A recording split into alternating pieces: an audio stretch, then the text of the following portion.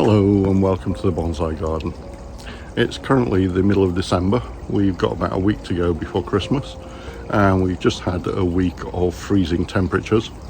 And in Yorkshire, where I come from and where people are made of grittier stuff, what that means is shorts and t-shirt weather.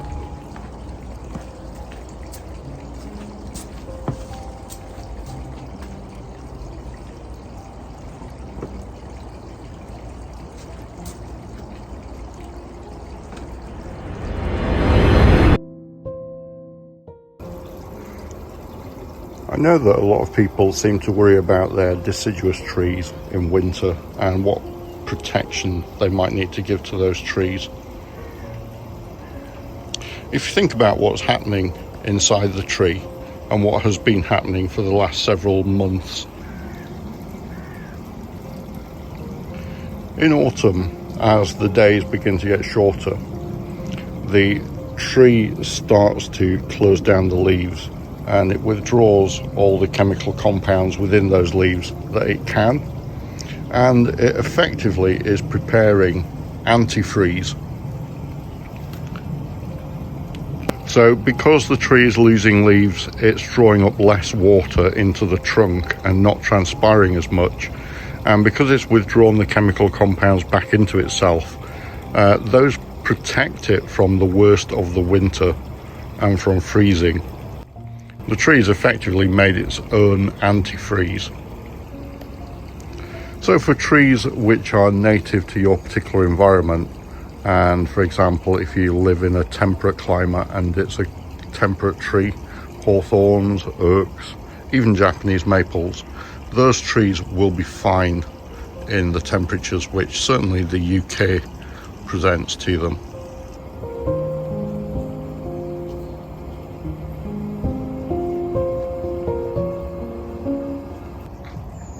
I've heard that trident maples have particularly fleshy roots and they can be susceptible to the cold.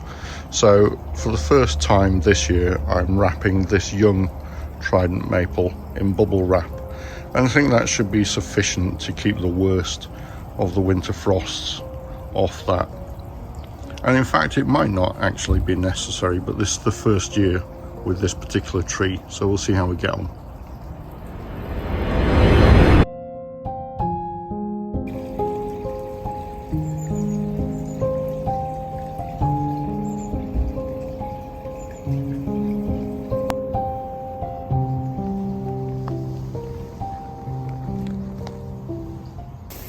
I'm just checking up on my Japanese black pines, which are placed in shade under the tea house, and they're here not necessarily because of the cold, but because Japanese white pine aren't so fond of getting particularly wet, and so this is just to prevent them from getting too much rain.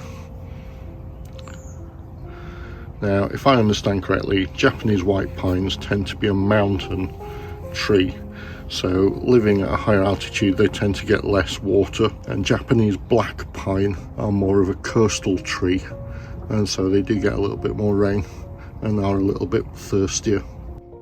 But I'm just keeping an eye on these, just making sure that they don't dry out, but they will be under here now until about March time.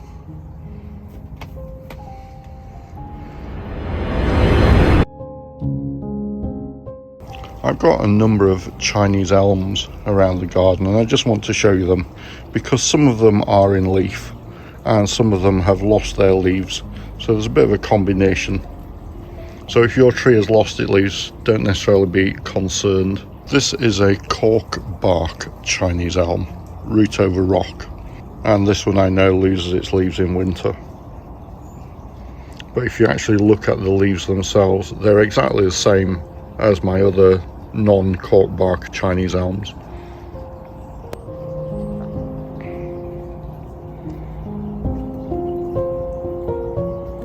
This is another cork bark Chinese elm. As you can see, it's lost all its leaves.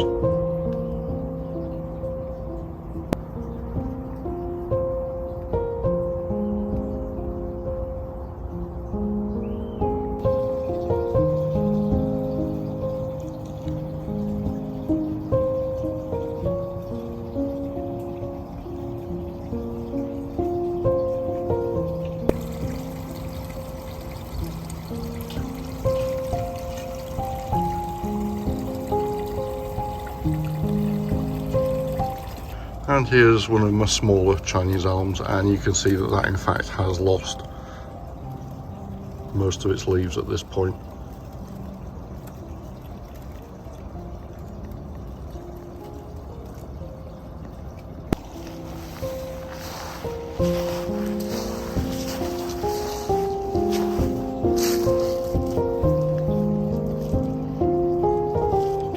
And this is the largest of my Chinese elms, and you can see again that has got all its leaves at this point.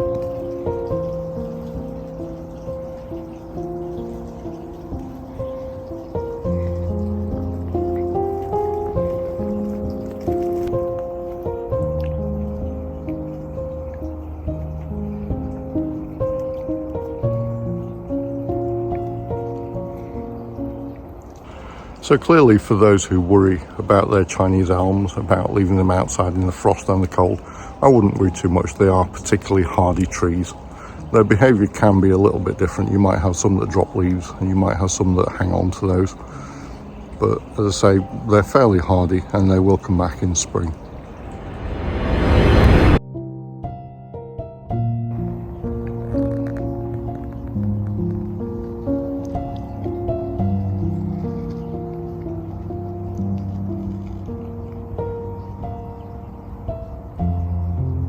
This is a Taxus baccata, or yew tree, that I styled up earlier in the year, and you can find that video if you follow the link. Some people worry unnecessarily about the idea of leaving wire on trees at this time of year. Now, if you think about what's happening within the tree, it's dormant. There's no vegetative growth. There's very little water actually within the branches, and so the wire isn't really causing any problem. So you can quite safely leave that wire on there without any adverse effect. Now, having said that, I do have a tree here which is an oak tree, which has some wire on it to give this extreme corkscrew effect, and I am going to remove the wire on there. And it's not because I'm particularly concerned about what that wire is doing to the tree at this particular time of year. It's because I can see that I've missed earlier opportunities to remove that wire, and it is in fact beginning to bite in.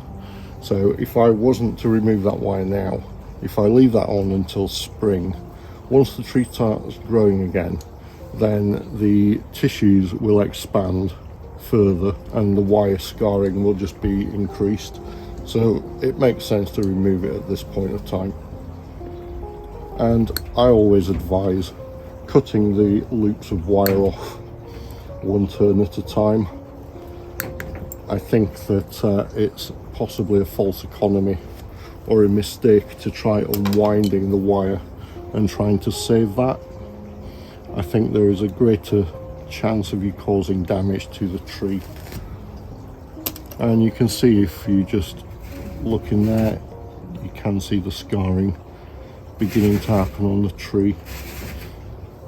And I'm just really trying to prevent that becoming even more emphasized.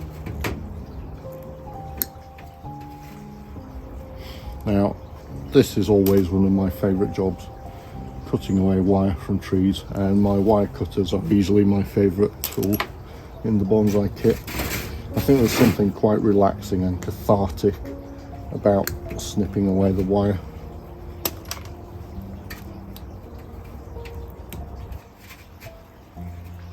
And you can see this time of year the soil is actually quite solid in here. In fact, one of the odd things about using molar clay, which I do, or cat litter, is that it tends to hold the water in little pockets within the soil, and then when it freezes, the soil does have a habit of expanding. Because water expands when it freezes, the soil just tends to sort of swell out of the pot, and you can get the effect of the soil rising up quite dramatically in the pot. And I've seen that a number of times.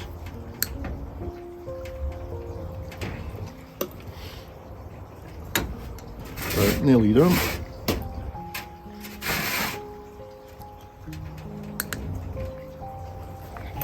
And there we go.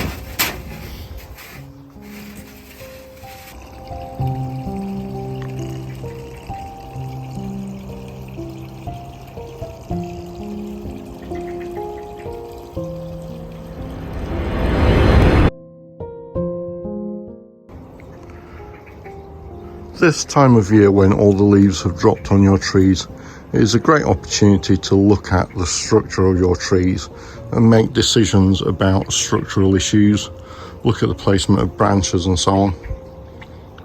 And I've been trimming and doing a little bit of light pruning on some of my Japanese maples.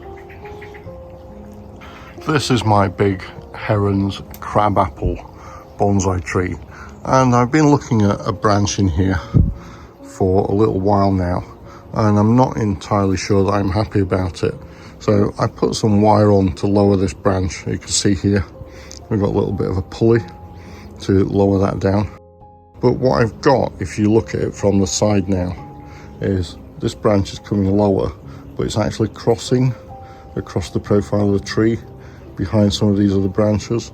And so I'm actually thinking now that perhaps that branch needs to go all together.